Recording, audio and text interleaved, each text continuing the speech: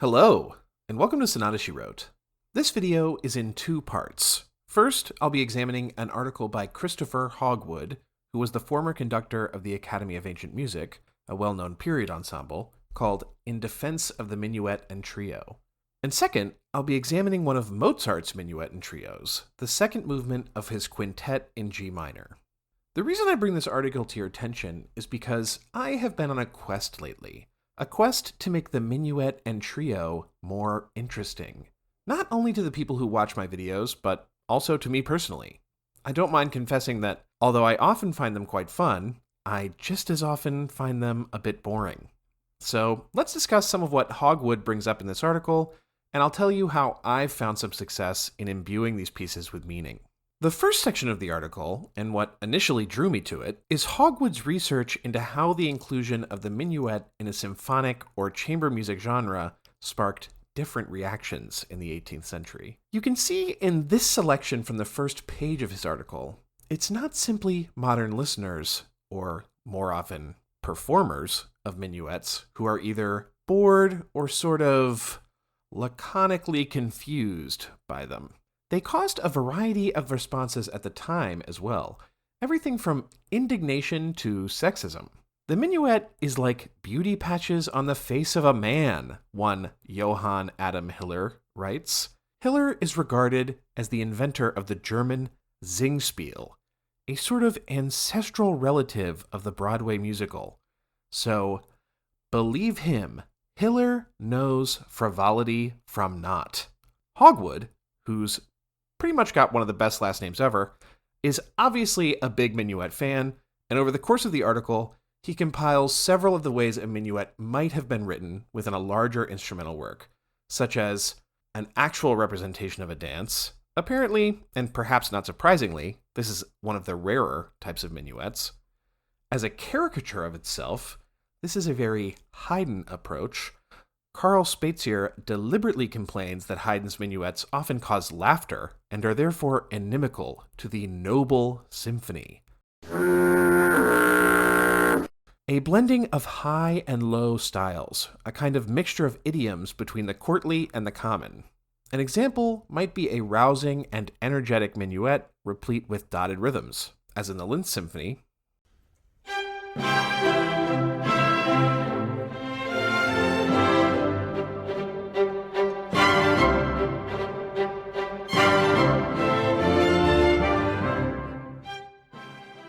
And the more singable Ländler Trio of that same symphony.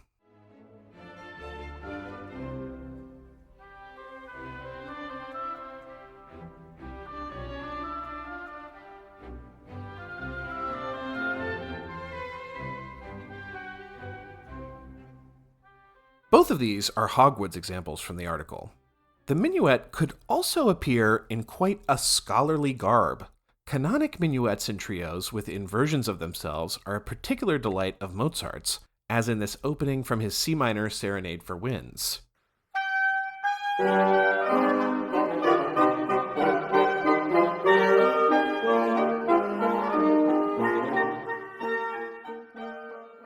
And the ensuing double reed canon Al Revertio.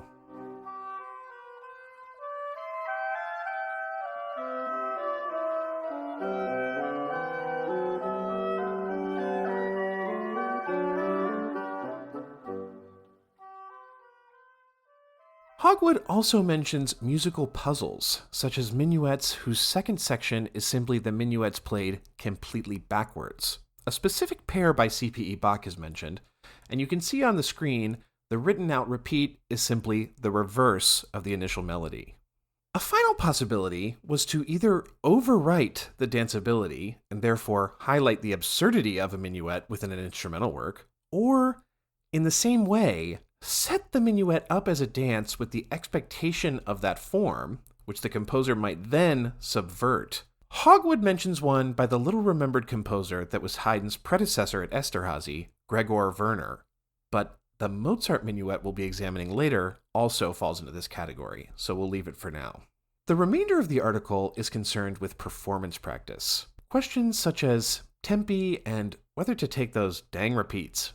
It might surprise you to learn, as with most questions of performance practice, The best one can usually do is circle around an answer. The tempo range researched by Hogwood is anywhere from quarter note equals 90 to dotted half note equals 150.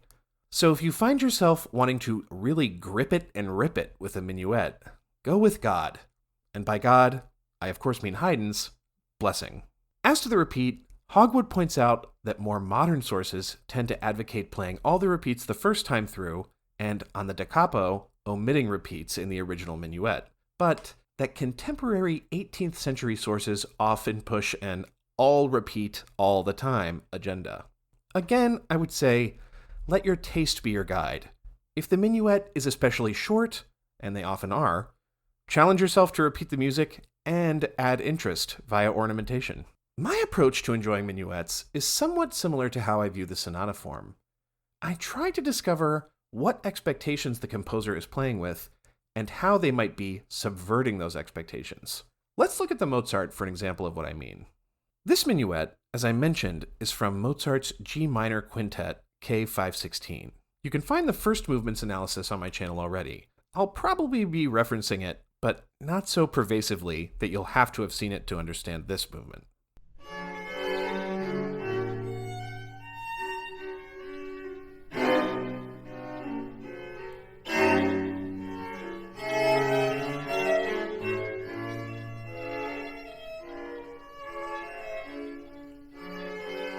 As you can see, in some ways, this minuet is very normative. For example, we move from the tonic of the entire quintet, these movements are generally in the tonic key, into the dominant of D minor in the first phrase. Unusual, however, is the interruptions in the danceability of this minuet that occur here and here on beats 3. They're played only just rhythmically by this ensemble, which throws the sense of a dance even farther off kilter. As the minuet continues, you can see Mozart has chosen another academic approach with these cascading contrapuntal entrances in the opening. Additionally, this section of the minuet, which we might safely call the middle, functions somewhat similarly to a development. I don't really feel that it's operating within any specific key.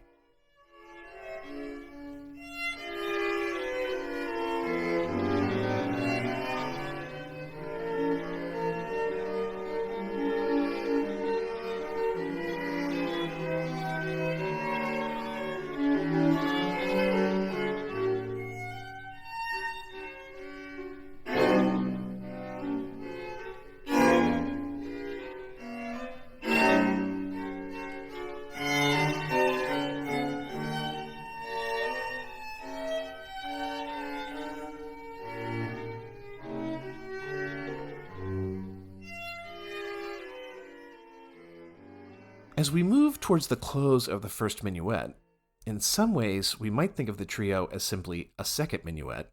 Mozart moves back into G minor, but note the rapid harmonic rhythm.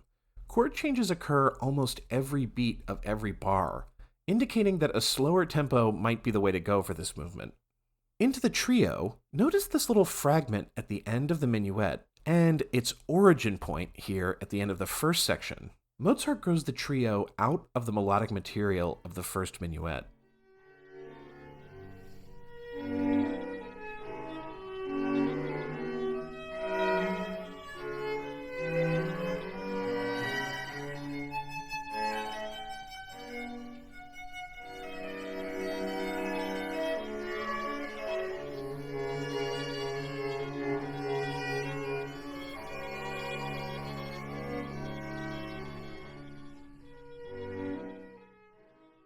First in G major and then D major, what I notice about this trio, especially in relation to both the first movement and even the first minuet, whose first cadence attempt was interrupted both by a suspension and by the abrasive chords on beat 3, is how easily it comes to a cadence.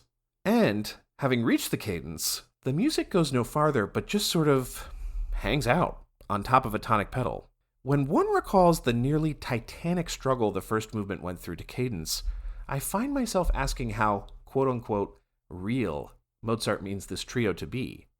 A further similarity to the first movement is the separation between the violins and the violas.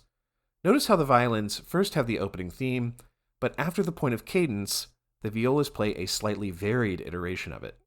Similarly to the first minuet, the middle section is again more developmental, and chord changes come thick and fast before returning to G major for another quick and easy cadence. Again, the instrumental separation between violins and violas.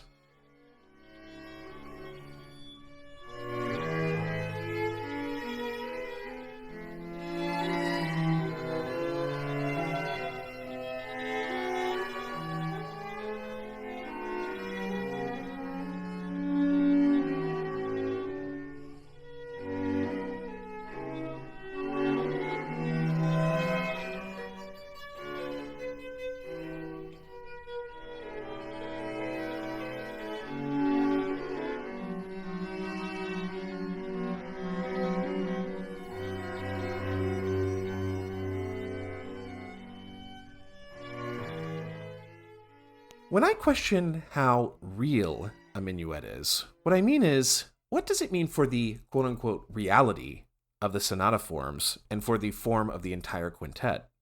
I've said this before, but in sonata theory, the sonata, and really all forms, are a metaphor for human action.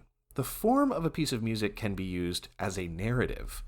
And when I see two seemingly disparate sections, such as the starkly dramatic minuet and the much lighter trio, I question what it might mean. My interpretation of movements like this is that the first minuet is representative of the initial condition of the quintet as a whole, and the reality we find ourselves in after the tragic first movement, whereas the second section, the trio, functions more as a depiction of what we might hope will happen in the future. This easy path to cadencing in the major mode hasn't been earned. Yet. With persistence, perhaps we will achieve it. I hope you enjoyed this video, and I also hope you may find yourself enjoying minuet and trios more and more generally.